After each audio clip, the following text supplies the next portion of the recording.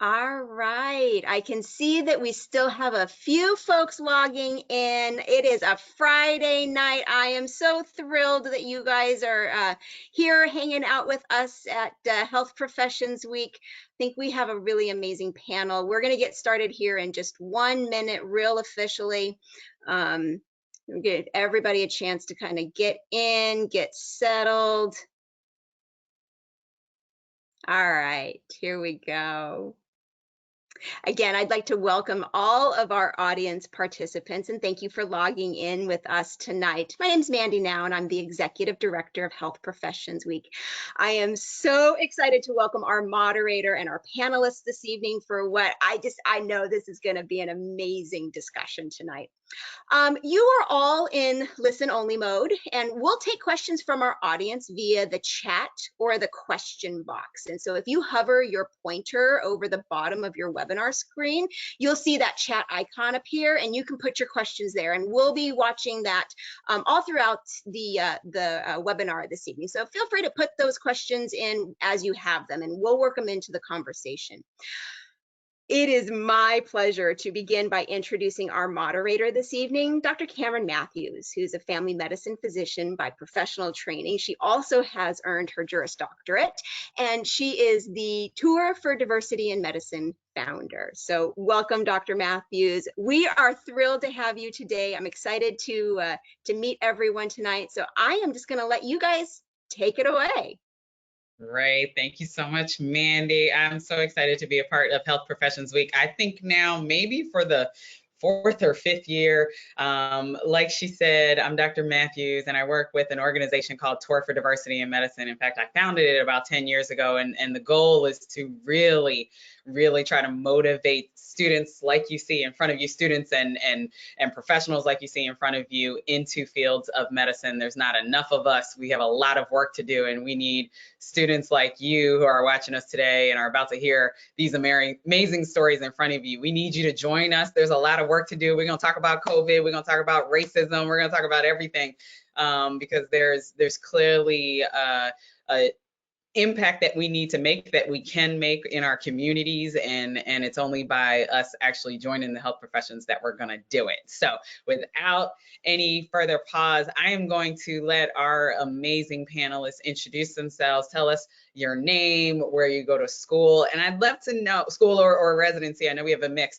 I'd love to know kind of what motivated you, like what was it that made you choose your path? I mean, this is the best part about Health Professions Week. We have so many options to discuss and you all have made obviously really important decisions to get you where you are. So I'd love to know what motivated you. So I'm gonna start to my left, if it's a screen, it doesn't matter. Jamia, why don't you tell us a little bit about yourself? Hey guys, I'm Jamia Lockett. I'm a second-year PT student at LSU Health in Shreveport, Louisiana.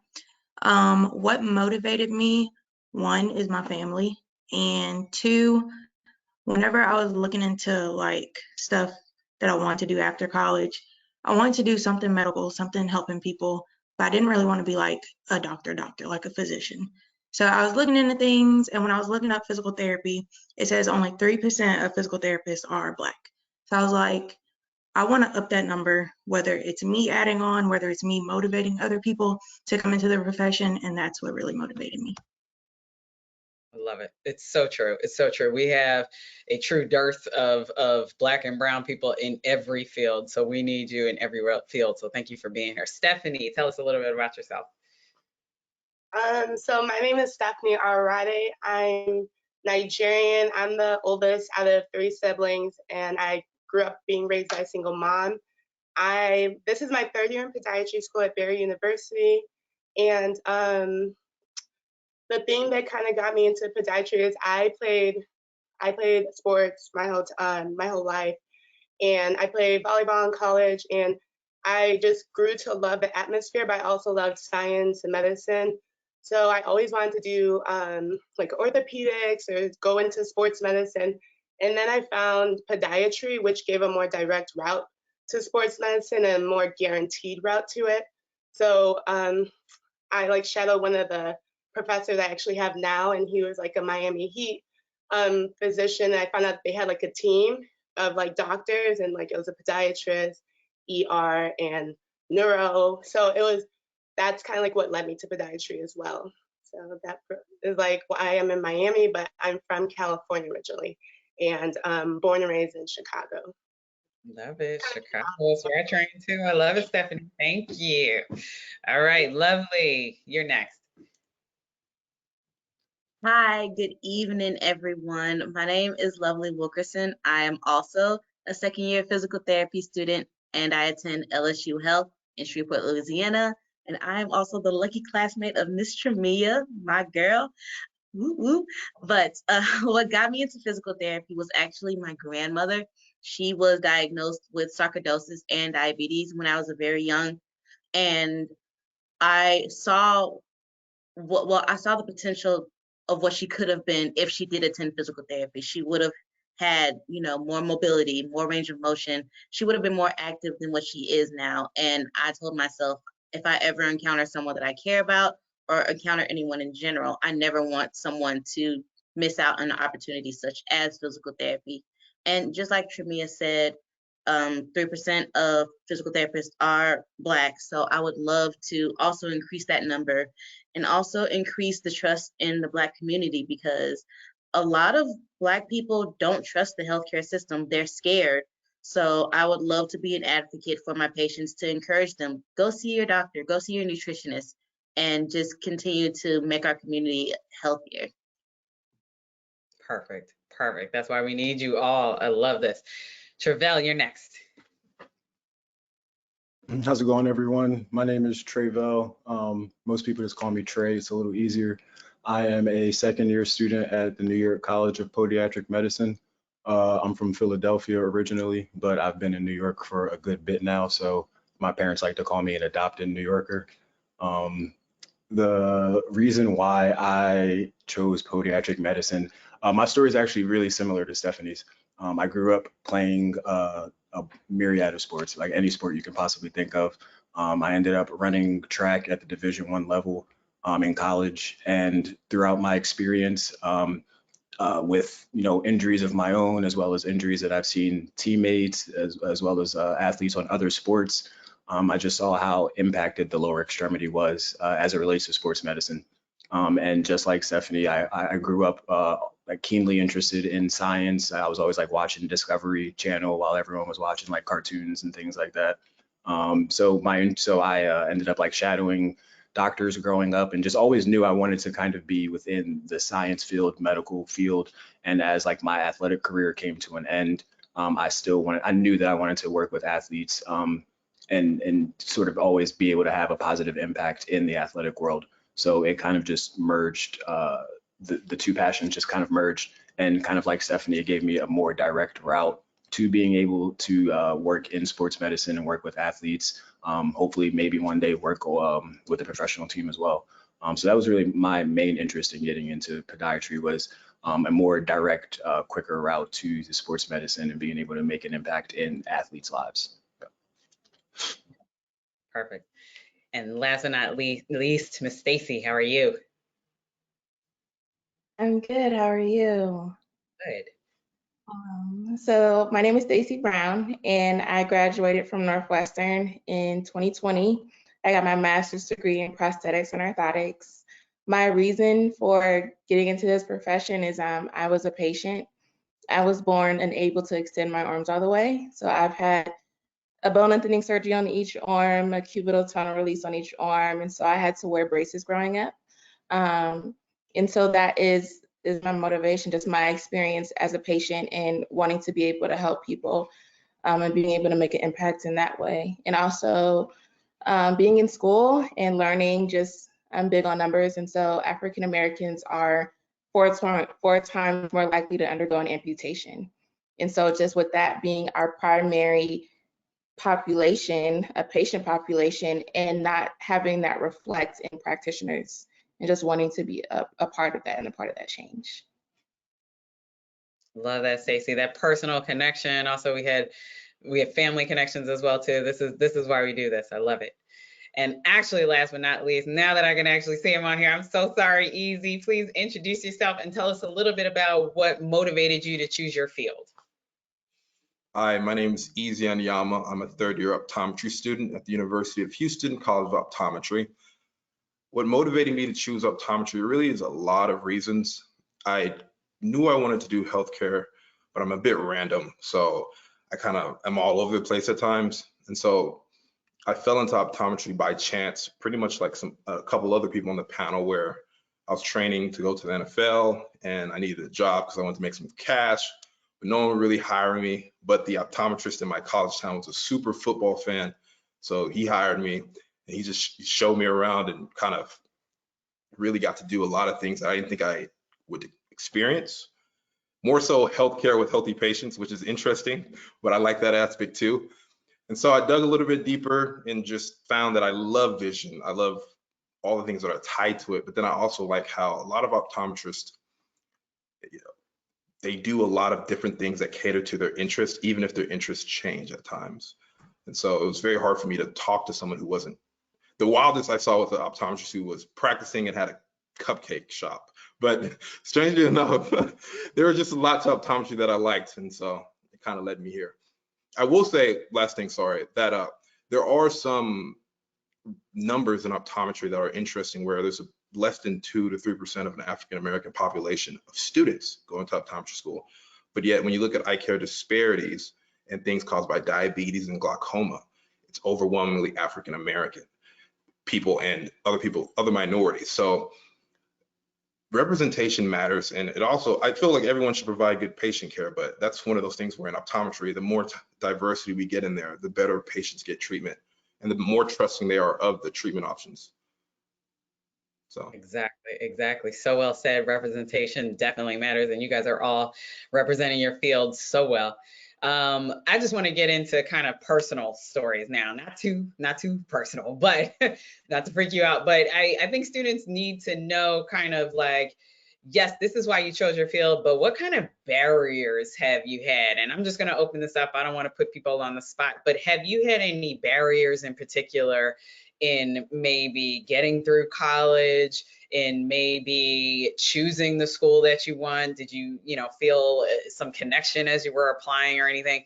But I think sometimes as students of color, we have some difficulties that maybe others don't quite really experience. So I'd love to know if any of you would like to share, just because we want to make sure we have possibly a lot of high school students watching. We don't want to scare them, but what could they, what should we tell them about to prepare them? Anybody? I can start out. I'm Stephanie, and the thing that I feel is just finding a mentorship. And like for me, my path took such a long time because I was like one of the only people I knew doing it until I did get into my master's program, and I met a community within the program of people who were interested in like applying for dental, podiatry, medicine, in like PT, PA, that I was able to kind of get insight and bounce ideas off different students and find out about like different like tricks and short, like quicker ways to get to where you need to go. So that I didn't get a lot in college. And in regards to like advisors, you might get like a very general idea of things. And it's hard because you need like very specifics to get to where you're going, especially as an African American. You don't have like a lot of parents. Some people might have parents, but you don't have parents who actually have gone through this path. So you kind of have to figure everything out on your own. And I use Google a lot to help with finding information as well, and just reaching out to like people like us, students, like different doctors, and being more, what would you say, taking more initiative for things. So I feel that was the kind of thing I had to do, especially as a woman and African American, and just someone like within my group of friends or within my family that actually wanted to take this route into medicine. Mentoring matters, right? You need to see somebody, you need to be able to connect and learn from that. It's hard when we don't have somebody right in front of us. Any other barriers, or maybe not even, let's not stay negative. What about some positives? Like what was a good thing that you learned that helped you get to where you are now as you were going through school? I think the biggest thing for me was being open to being uncomfortable. I grew up in Atlanta, Georgia, and there I am there. I have Black professors, like I have access to Black doctors. I have a community around me that looks like me. And so it was different being at home and being in these white spaces regarding, going into healthcare, and being able to go back home and kind of decompress into my community and kind of settle into my community. But when I went to Northwestern in Chicago, it was harder to find that. There were 48 students and only 2 of us were Black. And so just being in that space and being okay with kind of feeling uncomfortable in that state space, and being okay with being in a different type of space and in a space where I don't see me.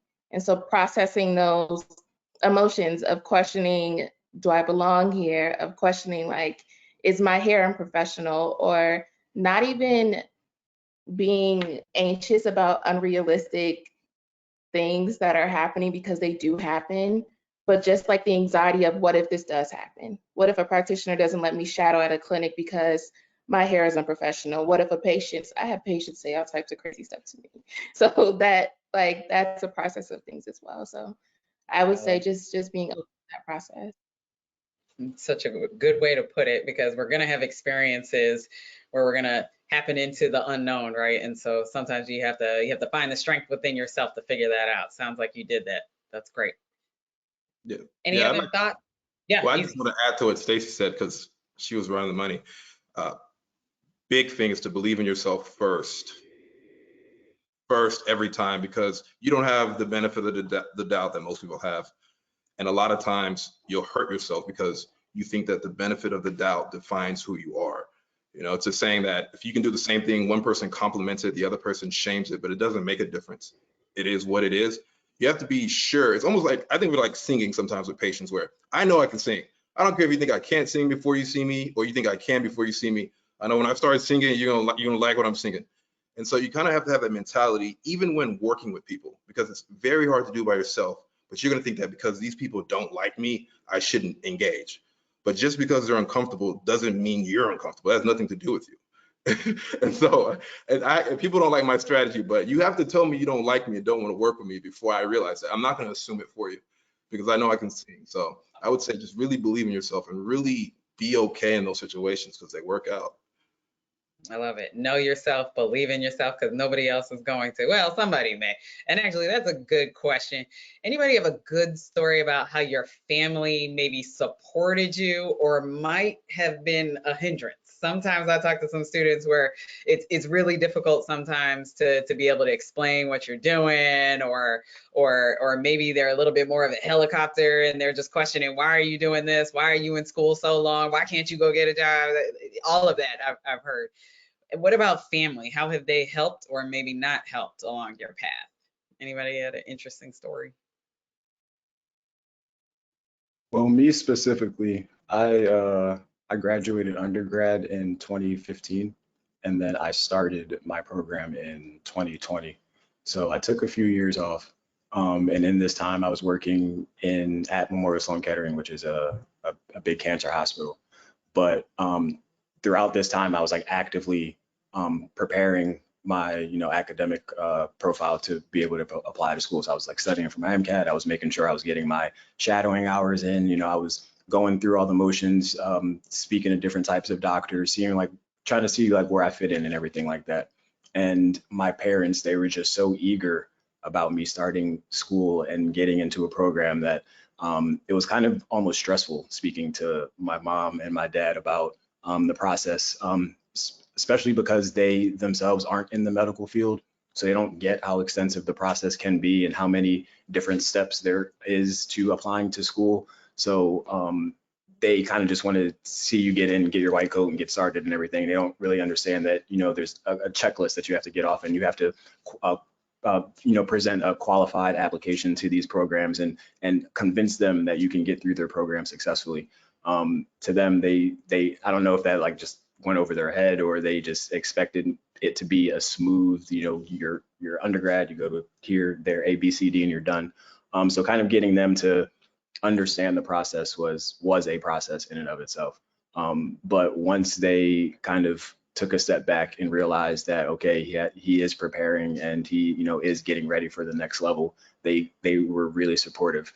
They were giving me a bunch of resources. They were helping out. But it all started with that conversation and, kind of just letting them, making sure that they were aware of the entire process. Because at the end of the day, where in my head, I know what's going on, it's kind of easy to forget that they may not know what's going on. So you kind of have to, catch them up to speed and make sure that they can help you help yourself with everything. So that was kind of my thing with it.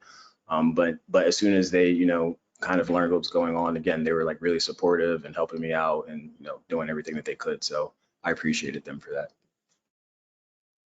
Love that. All right, great. So I'd love to hear, so family has been supportive. I think Stephanie and Trey, you both also spoke about how you, and actually Easy, I think you all, three of you talked about how you maybe had a mentor, someone you saw that was able to kind of show you the way. How did you, and Jamia, Lovely, and Stacy, how do you find mentors? How do you find people? Do you just randomly go up to somebody? Do you just randomly call them, email? I mean, this is so hard to just reach out to someone that you don't know, right? What did you guys do? How did you connect with them? I'll start. It goes back to what Stacy and Easy were saying, like in believing in yourself and just being comfortable with being uncomfortable. Because when you're uncomfortable, that's when you're growing, and when you're learning, and that's when you're learning. So the first thing I did was I just put that energy out there. Anyone and everyone that knew me knew that I was trying to get into a medical profession. And in that sense, whenever they came across some information or whenever they made a connection, it was kind of on the tip of their tongue to bring me up or to make that connection secure. And then there was a lot of like self-initiating too. So it got to a point where I was, emailing a bunch of different doctors myself and just saying, hey, I'm interested in your service. Or I'm interested in becoming a doctor. I'm interested in your field. Can I come shadow? Do you have a day where I can come talk to you? You just emailed them cold. Literally will Google like podiatrist in New York City and got their email like off of the internet and literally sent emails saying, hey, I'm interested. But it worked. It worked. And I mean, and you'd be surprised with how much of a positive reception you'll get back. Like pretty much anyone that responded was like, oh yeah, sure, come chat. Like once they learn that you're interested, they kind of want to help you. Everyone kind of wants to be part of that story and someone's success story. Everyone kind of wants to help you out. So as soon as they learn that you're interested and you're trying to get to that next level and you're trying to stand out, they're like, oh yeah, come through. I'll show you this, and you can come to the OR with me and do this and do that. So I think it just starts with putting the energy out there and not being afraid to reach out to people or let people know your goals. Put the energy out there.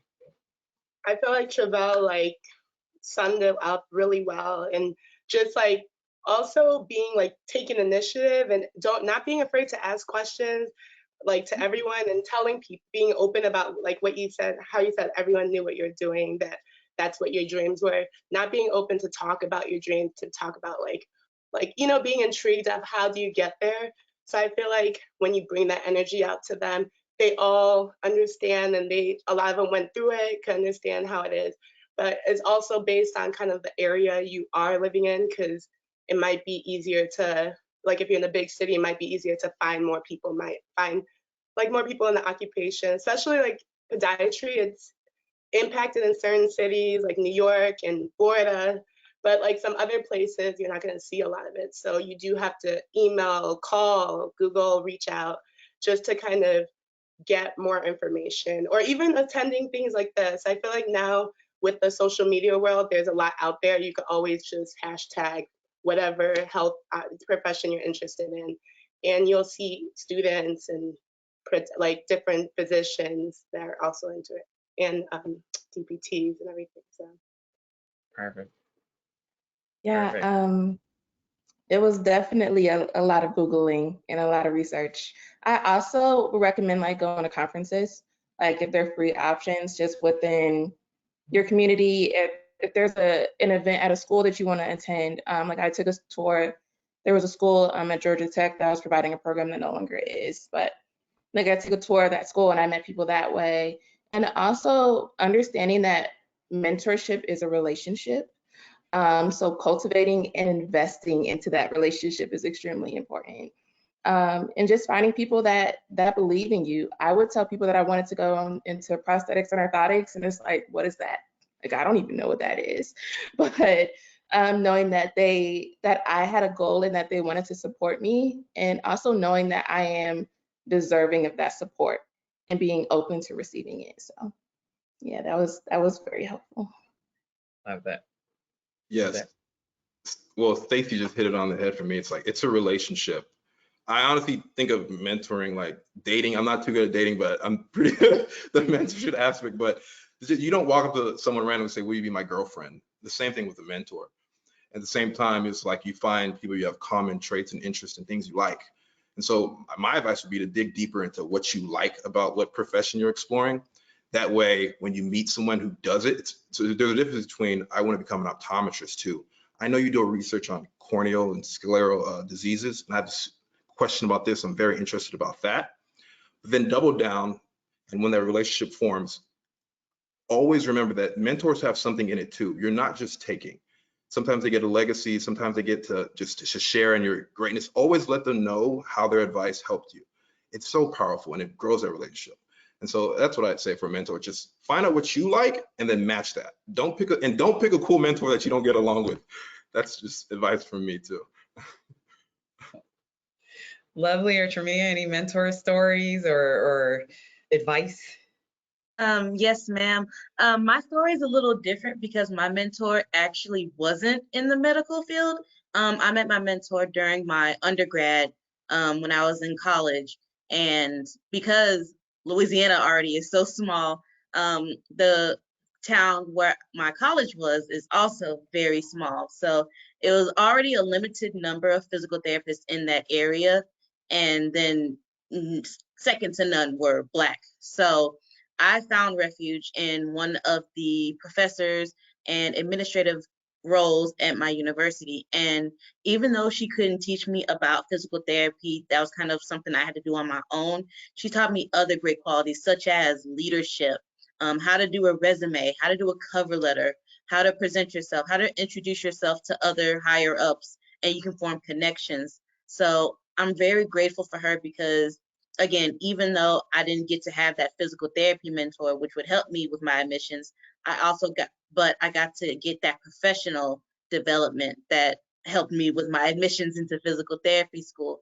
So for anyone who is from a small town and kind of has some ways to reach a physical therapist or any profession that you are interested in, just finding an adult who has experienced life and who is very successful in your eyes. And again, like everyone else said, someone who wants to support you and help you succeed and help you with connections in any way they can.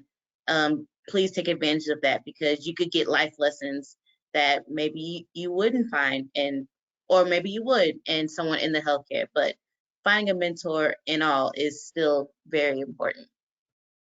Perfect. Jamia, any final thoughts on mentors? So I have a lot of great mentors, but I want y'all to always think like y'all might go up to somebody and you think they're a mentor, but they're telling y'all like, I don't know if you'll be good at this. No, don't listen to them. You should follow your own dreams and keep going the way you want to go. And I'm gonna just say that. I've definitely, how many of us have had mentors that told us, no, maybe think about something else. No, maybe this is a little too hard. No, why would you do that? Yeah, I mean, you have to, what was easy? You were saying you have to believe in yourself. Trey, you were saying that too. We have to believe in ourselves. If you don't first, nobody else will, right? And so, yeah, it's Tremia, that's such a good point. Knowing that sometimes your mentors may not end up being the best person to help advise you, right? That's excellent. I think the one thing I love to tell my students to remember that mentors, your advisors in school, none of them are gatekeepers. They're not the ones letting you in your schools.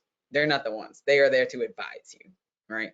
So that's actually a good point. Leading into my next question. What made you choose the schools that you went to? We went into a little bit about the field, but as you're looking, there's so many options out there, different programs and everything. Was there something that stood out? Did you feel particularly supported in some way? Like, how do you really start to make those selections? I'd like to start off this one if I may. So when I applied for physical therapy school, of course you have interviews and everything. So my school was my last interview actually. And I asked the question, I asked the person who was doing my interview, are there community service opportunities where we can help underrepresented communities or underprivileged communities? Or is there any steps you're taking towards inclusion and diversity?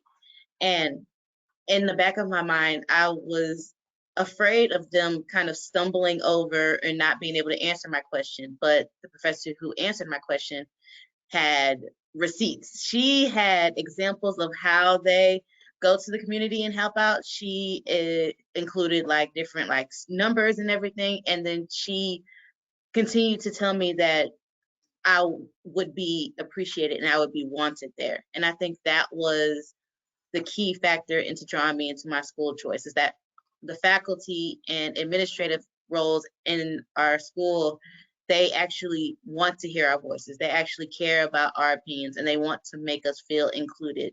And that was just something I didn't get from the other schools that I applied with. So I think that was one of many things that drew me to my school.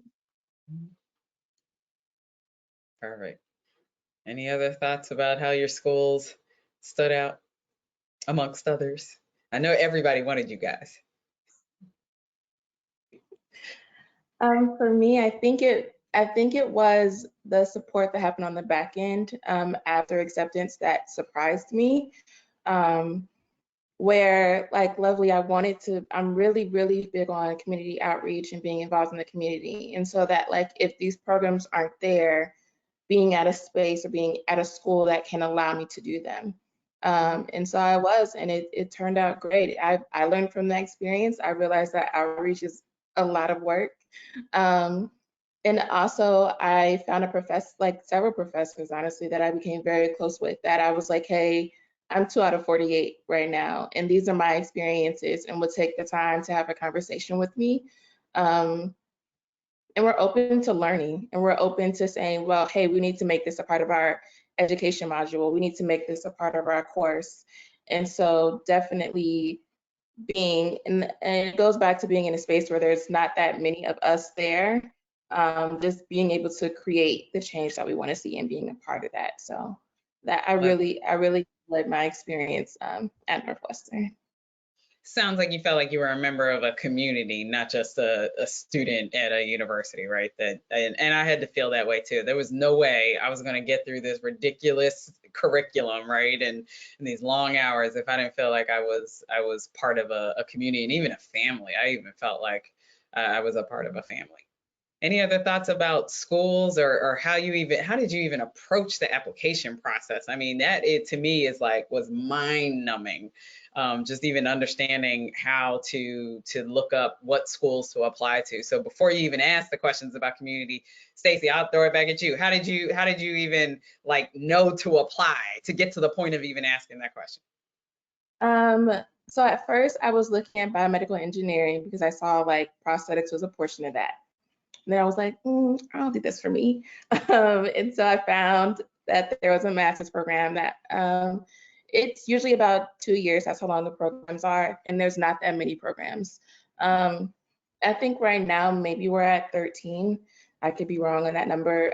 They're opening new programs. And so the first time I applied to 2 schools, and I didn't get into Georgia Tech, and I got waitlisted at Northwestern. Which was a blessing because I was not ready to be a graduate school student. I was not ready to be away from home. And so I was able to get a job working at a physical therapy office, actually. And I learned a lot. And just about the patients it takes to deal with patients, and just being in a space surrounding healthcare. And so the next time you got to save up money for application fees. You got to save up money for your GRE and your GRE scores if you want that to look a certain way. It's expensive, y'all. I'm not even going. So, but I because I knew I wasn't going to school that year, I saved up the money that I was getting just from my paycheck, and I put money aside. So the next time I applied to as many schools as I could. I got way more acceptances and interviews the next time, and I was just pretty open to the experience and open to like the possibility of going anywhere. And I think it's so important when you want to go in any type of healthcare profession, just being open to the opportunities that are available to you, and being able to take advantage of that. But the other side is accessibility. And so just being in spaces where you can find out where this information is and where you can get those questions answered, and that you can know about these resources to be able to take advantage of them. Love it. Do your research. Exactly. The information is out there. I love it. But you done open the can of worms, Stacy. We're going to talk about finances. My goodness, I am broke. I'm sure y'all are broke. How do you even think about applying, paying for school? I mean, there's application fees. I mean, interviews, you have to sometimes fly and everything. Like, what do you tell a student that is like, I can't even think about how much this costs as far as even school or just applying? What kind of advice would you share with students about that? I think and anyone else is welcome to answer as well. I think the biggest thing is to realize that you're worth it, that you're worth the finances, like you're investing in your dream. And this is a lifelong dream that you're investing into. And just looking at it from that standpoint, it still hurts financially. It still hurts my pockets. And yeah, I think that's the biggest thing. And just realizing that like this cost is getting me to the next step, and that it's allowing me to live out my purpose. And so to look at it that way, and the impact that you can make by going through this process, and the importance of you being there, like the importance of you being in the room, like it would bring me so much joy if I walk into a room and I saw Stephanie, like that, like being able to see yourself in these spaces that the world tells us that we don't belong in. So just really looking at it as I am deserving of this investment. It's still going to be rough though. I'm not going to say. Yeah, I have to agree with Stacy too. Like, you do have to know that you are investing in yourself, in your future, and that you will also get this money back in the future. So you have to know that sometimes you do have to make your sacrifices to have a better future. And another thing is just making sure, like, if you're sharing your dreams, people around you are always going to be there to support.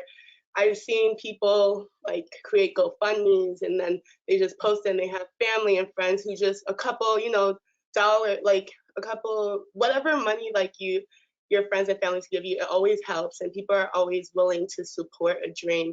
So being open in that way. And also when you're looking into schools, my big thing with podiatry, we only have 9 schools. It's gonna be 10. They're opening one in Texas. So, but we only have a few schools to apply for. So it did make that whole search of applying a lot easier and less costly, because applying, especially for like MD and like, that's what I know is they have a lot of schools, and they aren't afraid to send those like fees with the secondaries, everything. So it does add up. And you just have to be able to like reach out to the schools and be like, do you guys offer scholarships? Is there anything like that you do to help with finances, or some of them have grants, just different things. There's a HPSP scholarship if you're interested in doing the military after and serving. They will pay for your whole entire education. So just kind of taking initiative is always a big thing, and knowing that there is stuff out there and you can find a way. You just have to, when there's a will, there's a way. And I like follow that a lot, because medicine is perseverance, and healthcare is perseverance, because it's tough. Yeah. Let me just highlight, I'm actually at the VA, and we have HPSP too, Health Professions Scholarship Program. There is money out there. We need people to come into these fields. So we can definitely help with that. Any other thoughts about finances? Okay, actually, one thing I know a lot of students don't know, especially in college, moving into profession school, you usually do not work in professional school, right? None of you have jobs. Your job is school, right? So you can't do kind of, part-time to pay off tuition and everything. You have to be a full-time student. So it's really that combination of grants / scholarships and then loans, right? And I'm paying off these loans, and I know all of y'all are just, hopefully none of y'all paying at this point, but you will at one point, and it's gonna get painful. But loans are the biggest thing, but that's what the investment part is, right? You are taking out a loan on yourself, with these school loans. So thank you for making that point. Excellent. All right. So the past, 18 some months has been pretty difficult for so many of us. I think we have been through, my goodness, what haven't we been through over the past 18 months? This pandemic has changed all of our lives, personally, professionally. I can't wait to hear kind of what your experiences have been, how you've been able to help, if at all, in different ways in your communities or whatever. Separate from the pandemic, our communities have also been facing a lot of racial justice, empowerment. We're having great conversations, but we're also facing a great deal of concerns about racism and inequities and disparities, right? And it really sounded like that was a big reason why several of you, actually all of us, went into healthcare in the first place. How has the past 18 months, and I mean, there's so much going on, the economic issues as well too, right? People losing jobs, people, environmentally, climate issues, right? We're facing so much right now. How has the past just 18 months affected just even you from if you're willing to share, even a mental standpoint, and how have you been able to kind of persevere and stay focused? This is so hard, and there's so many reasons why we can just kind of step away. What have you been able to do to help you stay focused and really persevere? Right. I feel like I'm a spiritual person, so just God and my Bible plans are always active, especially like during high exam time, or like I feel like with what happened with COVID and everything, it's just, and everything that happened the past since 2020 is just, people are alone. So like knowing how to deal with yourself and your issues by yourself and finding the strength within is like very important. And you learn that because you are also dealing with that in your path. It is something that you have to find mental strength and just kind of see what builds you up and know that you can't be down for too long. So It was definitely a test, like a mental test. It challenged me specifically, kind of gave me a reality check in ensuring that what I was doing was what I really wanted to do. Because it did get extremely hard, especially for me going through my entire first year of podiatric medical school online, on Zoom. And you, like Stephanie said, you kind of got to pray through it. You got to look inside yourself, look at your reason why. I think that was a big thing for me, looking back and remembering why I went through this entire process to even get into school in the first place, and kind of relying on that and remembering that when things got really stressful or got really hard. But also just one thing that kept me going was time management and organization. Like if I didn't structure my day and have it set out hour by hour, I probably would have been really lost and gotten sidetracked and everything. So just making sure that I knew what I was doing on a day-by-day basis and staying true and staying on track with everything in terms of goals, in terms of studying and things like that. And then also just making sure that those little breaks that you do get, you like really enjoy them and cherish them, even if it's like a night off or a few hours to say hi to your friends or watch a movie or something. It's important that you like take those times and mentally reset a little bit as whenever you can. I think that was important and big going through COVID.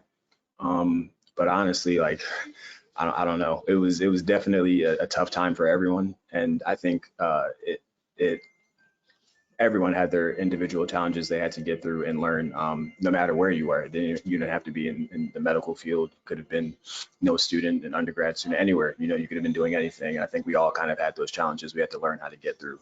And ours were kind of just accentuated because of how rigorous our courses are just in general. I think another thing, we stress so much that we forget who we are.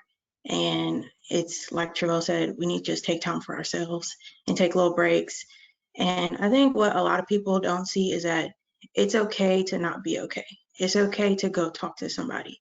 It's okay to go see a therapist. It's okay to call your mom, your dad every once in a while, just to talk it out and not keep it all inside of you while you're mentally drained, because you're just going to break down. So it's okay to talk to somebody, and it's okay to not be okay. I love that. I think, oh, do you want to say something? I was just going to jump in really quickly. Sorry. I think it's also important, like Tremia just said, that you connect and you reach out to your classmates and people that are also going through what you're going through, and kind of being able to relate your experiences and even just like talk and de-stress in that way, I think was really big in helping out as well. Yeah, it was rough. I came right out of school and into residency. Well, I had a couple of months in between school and residency, but it was on top of just burnout and everything else, and then doing this in the middle of a pandemic, and going to the hospital to see a patient and not knowing that the patient was COVID positive before you walked in. And so just the anxiety that comes with having to put full PPE on, and it's like, is this really protecting me? Am I exposing anyone else? And so it was stressful. I live in Elmira right now, which is kind of the middle of nowhere. I'm in upstate New York. It's very different from Atlanta. And so feeling like I didn't really have a community, and just the kind of like being physically alone and then feeling like you're going through things alone, and just the impact of that. And so it was a lot of anxiety. It was a lot of depression involved. I like made it a priority for me to find a therapist because I know that that has worked for me in the past. And I needed someone to talk to. I needed someone who wasn't necessarily my family, because sometimes family members don't understand, and understand the impact of it, which is not on them. It's just sometimes it happens. So it was a hard time. And I think living in Elmira, where I may see one or two Black people every now and then. In the wintertime, I don't see anybody. But, but just feeling like you're living in a different world. Like there was a lot of grieving and mourning that we went through as a community, and just seeing like people do things that we were getting killed for. Like seeing them in a group, and it like it wasn't a threat for them to be in the group. It wasn't a threat for them to play loud music, like, and just having to process that. And so it was a lot of isolation, a lot of feeling alone.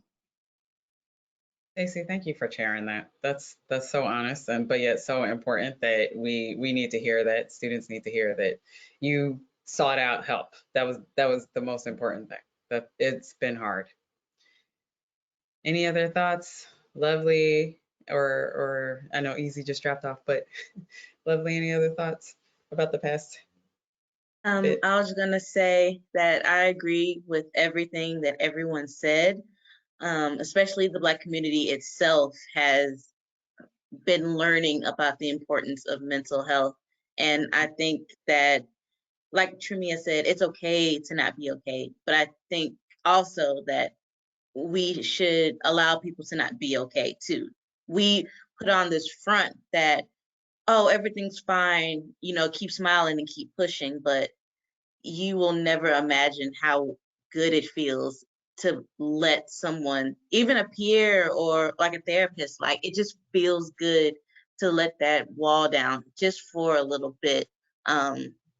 When Tremia and I started school, actually it was like 2 weeks into our first semester was when the George Floyd situation took off. And because we were in COVID, we weren't on campus yet. A lot of us were still like close to home. It was all over. You could not hear about it. Everyone was sharing it with you. And it was a lot, just dealing with those two things, like simultaneously, as well as studying for courses.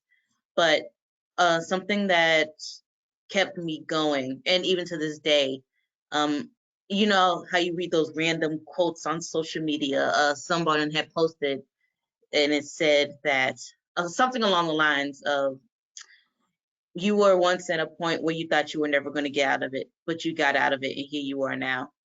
Yeah. So keep that same mentality. You think that you're not going to get out of it, but you're going to get out of it because you have done it, and you will continue to do it.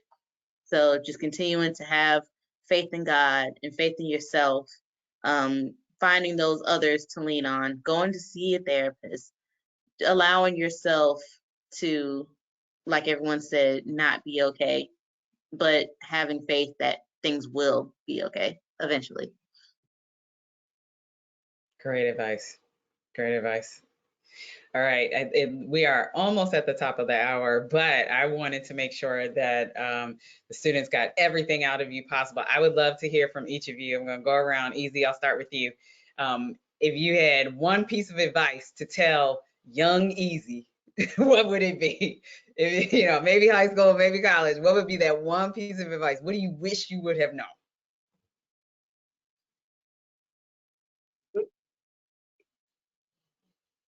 Wrong button. It's all right. I would tell myself that it's way easier when you just ask. And if people don't know what you want, they can't help you. And most people want to help you. So just say what you want and ask around, and it'll save you a lot of time with a lot of things. All right. Miss Stacy.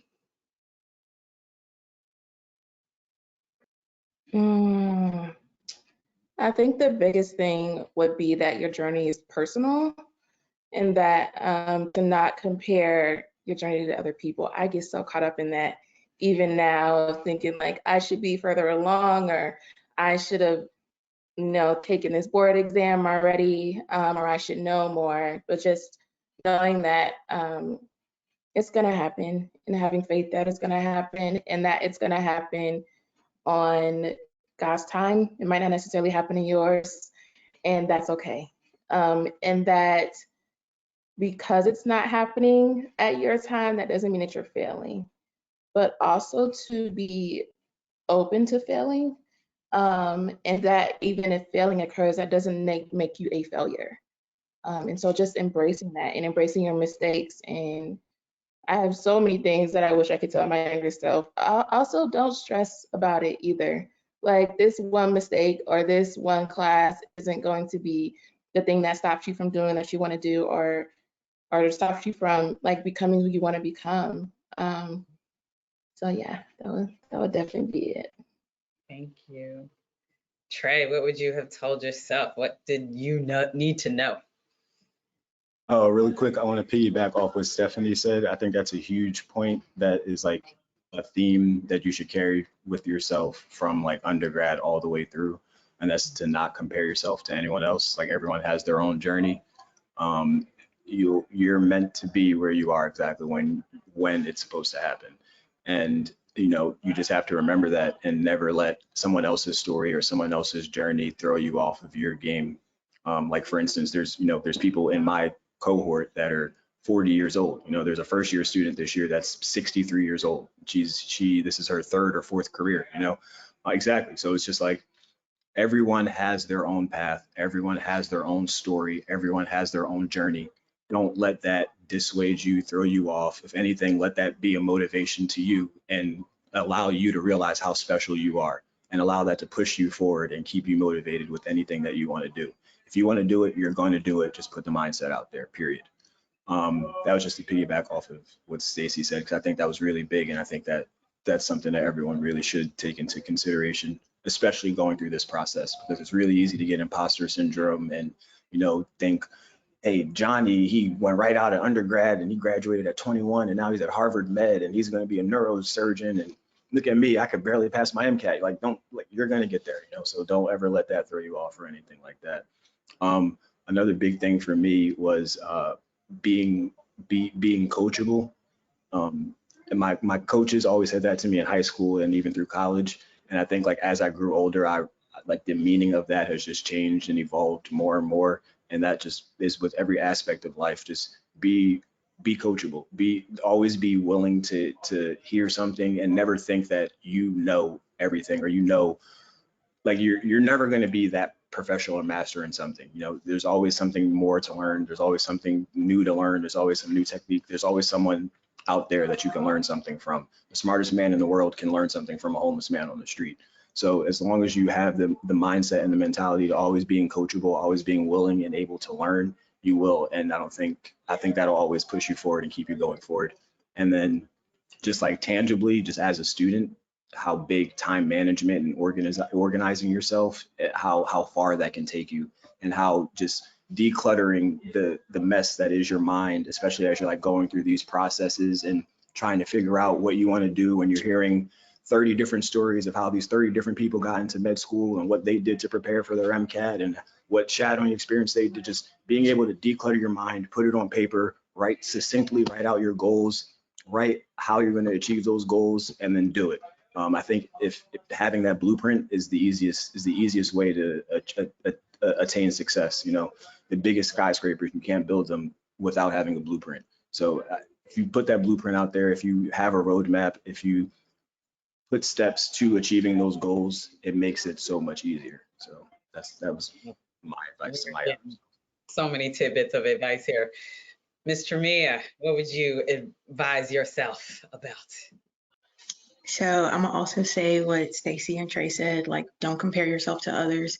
I kind of still do that now in PT school, because like with test grades, people go, like, we take a test and people go into the computer lab and be like, oh, I got this grade, oh, I got this grade. And I'm sitting back here like, I barely got a B. Like, I barely made it, but like, I still made it. So don't compare yourself to others. We're all in this together. We're all gonna walk across that stage in a year or two. Like, we gonna get through it. And another thing I tell myself is to like open up and like be who you want to be, because all throughout my life I was always shy. Never thought I'd be doing something like this. So like, so happy that I'm able to break that shyness a little bit and share my experiences with other people. I love it. We're grateful too. Thank you. Stephanie. I have to agree with everything everyone said. You guys all gave amazing advice, and mine is bits and pieces of everything. Don't compare yourself to others, and just with timing, knowing that what if you hear no, it might just be not right now. It might just be from that, not that person. So don't take no as a solid. You know, it's not in print. Don't take it as a solid answer, because you can find another way.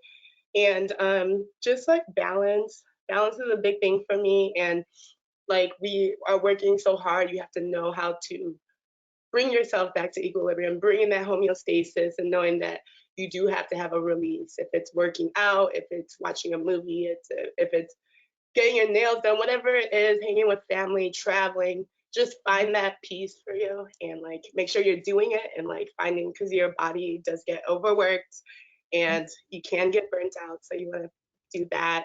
And then just we kind of get wrapped up in being like competitive with each other, because we are all type A people, and a big thing is collaboration over competition. And that was like one thing I feel, when you work together, you go further. There's like no I in team kind of thing, you know, it all means something. So you just want to make sure that you're also helping your classmates, or helping the group of people, especially as African Americans, and like us being in the healthcare.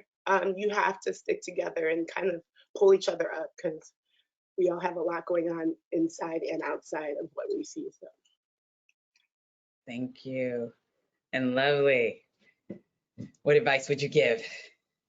Knowing what I know now, my younger self and I would be talking for days. But if I had to tell my young self one thing, it would be just to be kinder to yourself. You know, if you're always so hard on yourself, whenever you do get a bad grade, or if someone else tells you something that you don't want to hear, it takes you down, and it brings you down to where it's pretty hard to get up. So if you just work on that self-love, and you have that self-love for yourself, and I'm saying this as I'm still working on it for myself. I'm not where I want to be, but if I would have started at a younger age, then, you know, the anxiety I have would probably be a little more manageable. Like the anxiety that leads to procrastination, that leads to you having to rush to finish an assignment because you were too scared to start it, because you were scared of failing. That whole cycle could have been just something almost completely avoided if I would have believed in myself. So loving yourself, being kind to yourself, giving yourself grace, because a lot of times when someone may give you a comment, they may be coming from a good place, but you're taking it as, oh, they absolutely hate me and they absolutely can't stand me. So why can I shouldn't be able to stand myself. It creates you're digging a hole, and I don't know about y'all, but I can't climb that well. So don't dig yourself into a hole that you will have a very hard time climbing out of. But yeah.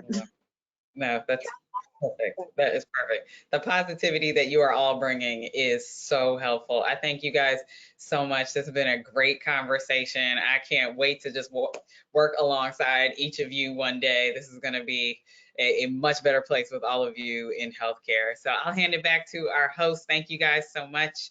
Mandy, it's all yours. Woo! That was so much fun, you guys. Oh my gosh. I am like, uh-oh, I did not pause my screen. Hang on one second for. All right. There we go. Sorry about that. Technical issues. It's a Friday night. So Dr. Matthews, Stacy, lovely, Jamia, Stephanie, Trey, Easy. This has been such a wonderful conversation. Thank you. Thank you for being here and sharing your stories and the obvious passion for what you guys do. If anybody in our audience is interested in learning more about careers in what you've heard about tonight, podiatric medicine, physical therapy, optometry, we have aesthetics and prosthetics. I really want to encourage you to either reach out to Health Professions Week, and you can see our contact information on the screen here, or really, I really want to invite you to register for Health Professions Week if you have not already done so. We still have several days coming up in the next week of fun events and activities, just like what you've participated in. On November 10th, we have our virtual career fair where you can actually come and talk with representatives from each of these professionals, professional education associations. So you can be at booths like the Colleges of Podiatric Medicine and the American Physical Therapy Association, the Association of Schools and Colleges of Optometry, and the National Commission on Orthotics and Prosthetics. And we'll have some mentors from the Tour for Diversity in Medicine at the fair as well. So you'll be able to get questions about, or answers to questions about preparing for these careers, applying to schools, graduate training, shadowing. I know we spent a lot of time talking about shadowing and finding good mentors. So these are all really great resources that you can get when you log into that virtual fair. So please, I encourage all of you to consider spending a little more time with us in the next couple of days. Thank you, everyone. This has been a wonderful hour. It's not over yet. I really want to encourage everybody who is still here with us right now to head over to the National Commission on Orthotics and Prosthetics YouTube premiere party. I am going to drop the link in the chat right now so that everybody has that link. And they're going to kick it off. Actually, they started about 5 minutes ago, so they've got a live Q&A going on. So with that, unless anybody else has anything final words to say, I'm going to tell everybody, thank you. Have a fabulous weekend. Have a fabulous Friday night. And I appreciate all of you so much for being here. Thank you. Thank you all. Bye, everybody. Bye. Thank you. Thank you.